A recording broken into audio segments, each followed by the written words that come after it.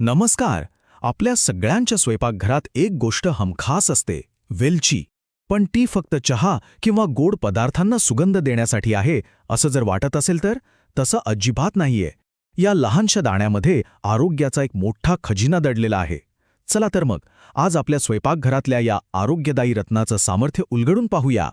जरा विचार करा, आपल्या रोजच्या अनेक छोट्या मोठ्या आरोग्य समस्यांवर आपल्याच किचनमधला एक चिमूटभर मसाला रामबाण उपाय ठरू शकतो. हो, हे शक्य आहे. आणि हीच उत्सुकता आपल्याला ह्या सामान्य दिसणाऱ्या मसाल्याच्या असामान्य फायद्यांच्या मुळाशी घेऊन जाणार आहे.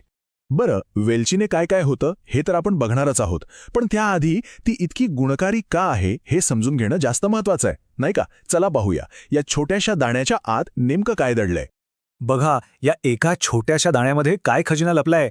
यात अँटीऑक्सिडंट्स तर आहेतच, पण व्हिटॅमिन सी, नियासिन, रायबोफ्लेविन यांसारखी महत्त्वाची जीवनसत्व आणि इतकंच नाही तर लोह, मॅग्नेशियम, पोटॅशियमसारखी खनिजे सुद्धा. सोबतच यात काही खास इसेन्शियल ऑइल्स पण आहेत. हे सगळं मिळूनच वेलचीला एक छोटंसं पॉवर हाऊस बनवतं. चला तर मग आता बघूया वेलचीचे ते फायदे जे थेट आपल्या रोजच्या जगण्याशी जोडलेले आहेत. आणि सुरुवात करूया सगळ्यात कॉमन प्रॉब्लेमपासून, म्हणजे आपलं पोट, आणि त्याचा आपल्या चेहऱ्यावर दिसणाऱ्या तेजावर कसा परिणाम होतो ते पाहूया. आयुर्वेदात वेलचीला खूप महत्त्व आहे. असं म्हणतात की ती आपली जठराग्नी म्हणजे पचनशक्ती वाढवते. आता याचा सरळ अर्थ काय, तर आपलं खाल्लेलं अन्न व्यवस्थित पचायला मदत होते. मग जेवणानंतर पोट जड वाटणं, गॅस, ॲसिडिटी यांसारख्या तक्रारी आपोआप कमी होतात. पोट एकदम हलकं राहतं. आता ही तुलना बघा, किती इंटरेस्टिंग आहे.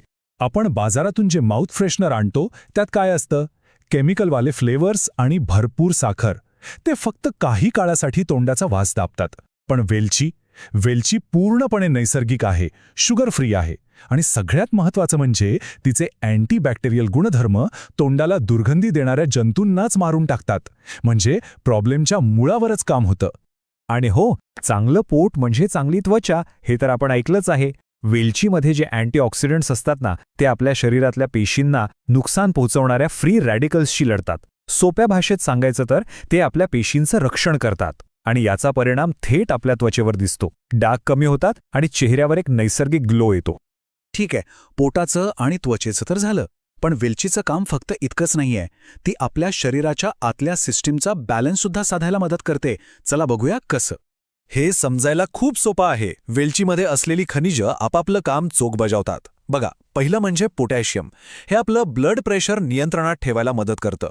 दुसरं मॅग्नेशियम. हे रक्तातील साखरेला कंट्रोलमध्ये ठेवतं, ज्यामुळे मधुमेहाचा धोका कमी होतो. आणि तिसरं, वेलचीमध्ये लघवी साफ करण्याचा गुणधर्म आहे, ज्यामुळे शरीरात साठलेलं जास्तीचं पाणी बाहेर पडतं. आणि सकाळी सकाळी चेहऱ्यावर जी सूज दिसते ना, ती कमी होते. वेलचीच्या फायद्यांची लिस्ट अजून संपलेली नाहीये बरं का. आपल्या हृदयासाठी आणि फुफ्फुसांसाठी सुद्धा ती खूप फायदेशीर आहे.